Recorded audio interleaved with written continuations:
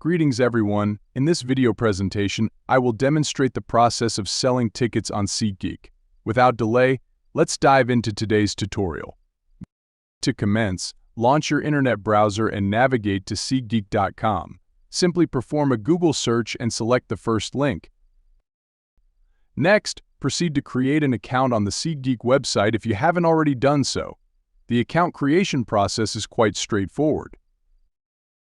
Upon creating your account, anticipate receiving a verification email at your registered email address. Simply follow the instructions to verify your account and proceed to log in. Once logged in, you'll be directed to the main page. Navigate to your profile icon and either hover over it and select Sell or directly click on the Sell icon. Within the selling interface, you'll be prompted to add your tickets. This can be done by scanning the QR code or uploading a PDF of your tickets. After adding your tickets, proceed to click on Sale to list them for sale on the Seatgeek platform. That concludes the process of selling tickets on Seatgeek. If you found this tutorial helpful, thank you for watching and stay tuned for more content.